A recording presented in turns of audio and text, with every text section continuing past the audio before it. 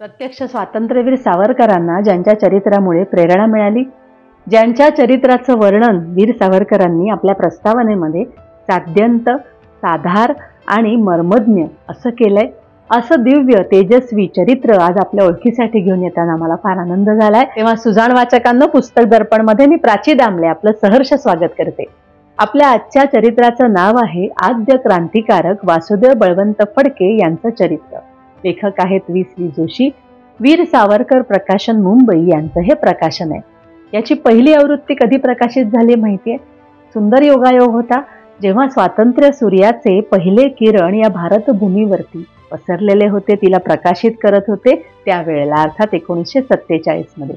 पण आपण जी PDF आवृत्ती रेफर केली आहे ती आहे 1974 सालची। शिरढोण इथे जन्म आणि एडन इथे कैदेत असताना वारले, या एका वाक्यापलीकडे मला वासुदेव बळवंत फडके यांच्याबद्दल फारसं माहीत नव्हतं। शालेय पुस्तकात एवढाच उल्लेख वाचला होता, पण जेव्हा हे चरित्र माझ्या हाती आलं तेव्हा त्यांचा शिरढोण पासून ते एडन पर्यंतचा जो प्रवास होता तो किती घडामोडींनी भरलेला होता हे माझ्या लक्षात आलं। आद्य क्रांतिकारक वासुदेव बळवंत फडके यांचं अतिशय मर्मस्पर्शी असं चरित्र या लेखकांनी लिहिलंय। यापुढे आपण त्यांच्यासाठी वासुदेव बळवंत एवढंच संबोधन वापरणार आहोत। 1818 पासून या चरित्राची सुरुवात होते, ज्या वेळेला ब्रिटिशांचा आपल्या भारतावरती संपूर्णपणे अंमल स्थिर झाला होता असा तो काळ। मग त्यानंतर ब्रिटिशांनी ज्या सुधारणा इथे आणल्या त्या सुधारणांमागचा त्यांचा अंतस्थ हेतू कोणता होता, तो हेतू कळेपर्यंत मग 1857 साल कसं उजाडलं त्याचे अनेक तपशील आपल्याला वाचायला मिळतात। या दरम्यान 1845 साली वासुदेव बळवंतांचा झालेला जन्म शिरढोण इथला, आणि नुसता त्यांचा इथे जन्म झाला एवढं सांगून लेखक थांबत नाहीत। त्यांचं एक वैशिष्ट्य आहे, प्रत्येक घटनेची संपूर्ण पार्श्वभूमी ते आपल्याला सांगतात। त्यामुळे वासुदेव बळवंतांची कौटुंबिक पार्श्वभूमी कशी होती, अर्थात संपन्न किल्लेदारांच्या घराण्यात त्यांचा जन्म झाला, मग त्यावेळेचा भूगोल कसा होता त्या प्रदेशाचा, पनवेलीस ते त्यांचे पूर्वज स्थिर झाले होते, आजचं पनवेल, त्यावेळेचा निसर्ग कसा होता, त्यावेळेची शिक्षण पद्धती कशी होती, आणि अर्थात यांचं घराणं वैचारिक स्तर उच्च असलेलं कसं होतं याचे एक उदाहरण सांगते। त्यांचे आजोबा, त्यांना एक छंद होता, निवृत्तीनंतरच्या वयामध्ये सतत झाडं लावत असत ते। एकदा वासुदेव बळवंतांनी, लहानग्या वासुदेव बळवंतांनी त्यांना विचारलं की हे का बरं तुम्ही करता, एखादं व्रत असल्याच्या निष्ठेने तुम्ही वृक्षारोपण करता? तेव्हा ते म्हणाले की माझ्या वंशजांना पुढे सुख समृद्धीचे उत्कर्षाचे दिवस पाहायला मिळत, म्हणून मी हा वारसा त्यांच्यासाठी जतन करून ठेवतोय। किती मोठा विचार आहे ना हा। नंतर त्यावेळेच्या पद्धतीप्रमाणे, रिवाजाप्रमाणे वासुदेव बळवंताचं लहान वयामध्ये केलेलं लग्न। मग त्या लग्नाच्या वेळेला मला एक मजेशीर गोष्ट वाचायला मिळाली। वधू संशोधन त्यावेळी कसं व्हायचं, वधू परीक्षा कशी व्हायची याबद्दल आपण बऱ्याच पुस्तक ओळखींमध्ये वाचलंय, पण मला काय वाचायला मिळालं तर यांची वर परीक्षा सुद्धा घेतली जायची। म्हणजे मुलीच्या वडिलांपुढे वासुदेव बळवंतांना मांडी घालून कुस्ती काढून दाखवावी लागायची। आता ही कुस्ती काय आहे, मुळात पुस्तकात जरूर वाचा, त्यावेळेच्या शिक्षण पद्धतीचा तो एक भाग होता। मग त्यांनी नोकरी कुठे केली तर सुरुवातीला the great Indian peninsula railway कंपनीत होते, नंतर मग ग्रँड मेडिकल कॉलेजमध्ये काही काळ नोकरी केली, आणि नंतर मिलिटरी अकाउंट्सच्या खात्यामध्ये ते नोकरीला होते। दरम्यान मुंबई, पुणे इथे यांचं वास्तव्य झालं। त्यावेळची पुणे मुंबई शहरं कशी होती हे वाचणं फार मनोरंजक आहे। आता एक उदाहरण सांगते। नृसिंह मंदिर ते फर्ग्युसन कॉलेज पर्यंतचा जो रस्ता होता ना, त्या रस्त्यावरती घनदाट जंगल होतं, इतकं की संध्याकाळनंतर तिथे सर्वसामान्य माणूस फिरकत नसे भीतीने। या दरम्यान म्हणजे 1870 वगैरे त्यांनी साल दिले की पुण्यामध्ये देशभक्ती किंवा स्वातंत्र्य चळवळ मूळ धरायला लागली होती। या देशभक्तांच्या ज्या गुप्त गाठी भेटी असायच्या, खलबत असायची, त्यासाठी ही जागा अगदी योग्य होती। त्यावेळेच्या पुण्यामध्ये असे एका रस्त्यावरून दुसऱ्या रस्त्यावर आपण सहज गेलो असं शक्य नसायचं। वेगवेगळ्या गल्ल्या असायच्या आणि त्या गल्ल्यांच्या तोंडावरती दरवाजे असायचे, आणि ठराविक वेळ झाली की ते बंद केले जायचे। त्याला फटका असं नाव होतं त्या दरवाजांना।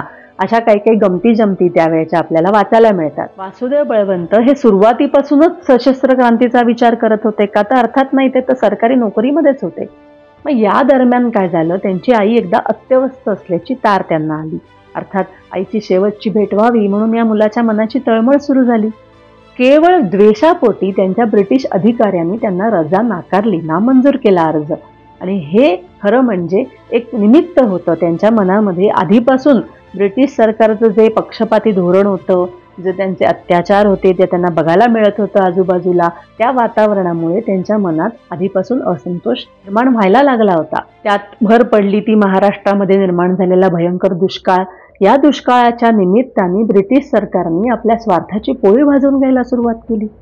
वासुदेव बळवंतांनी रजा घेऊन ठिकठिकाणचे दौरे केले. त्यावेळेला प्रजेची परिस्थिती पाहिली, जी ससे उलपट होत होती दुष्काळामुळे, गरिबीमुळे, त्यात जाचं कशी कर व्यवस्था लादली गेली होती.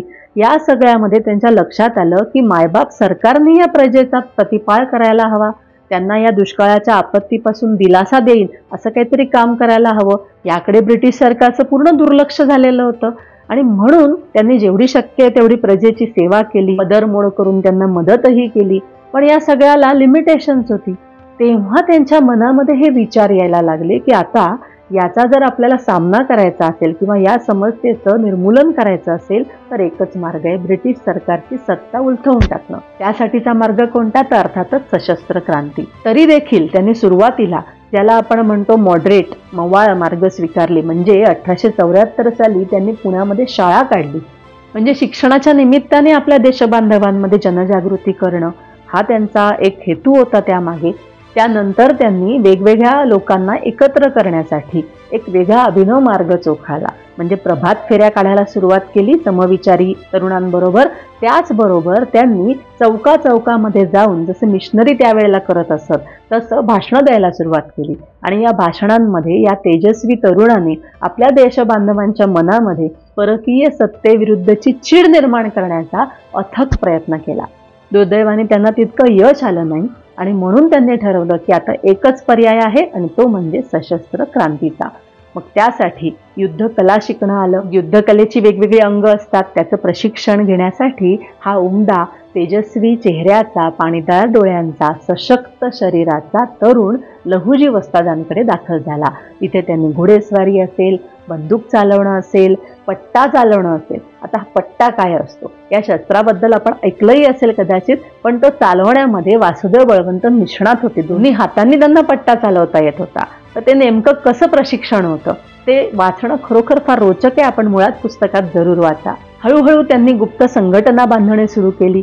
ती कशी केली म्हणजे एक उदाहरण सांगते. त्या तरुणांच्या हातामध्ये पोह्यांचा, दही पोह्यांचा द्रोण दिला जायचा आणि देशप्रेमाची, देशसेवेची शपथ घेतली जायची. अर्थात त्याचे काही नियम होते, त्यांचे काही क्लॉजेस होते, तेही आपल्याला या पुस्तकात वाचायला मिळतात. त्यांची कार्यशैली कशी होती या सगळ्यासाठी त्यांच्या मते भगवंताचं अधिष्ठान हवं.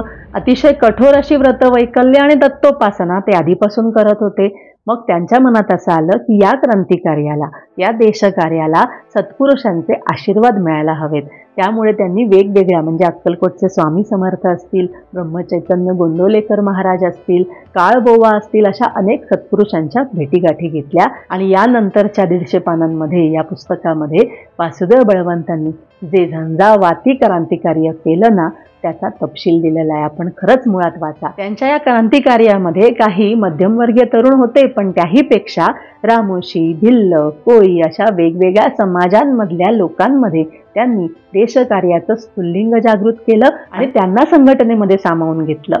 या सगळ्या क्रांतिकार्याच्या धावपळीमध्ये सुद्धा ते दैनंदिनी लिहित असत.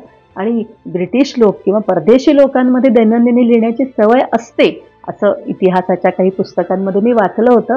पण या अशा दिनक्रमामध्ये सुद्धा हा गृहस्थ दैनंदिनी लिहितो.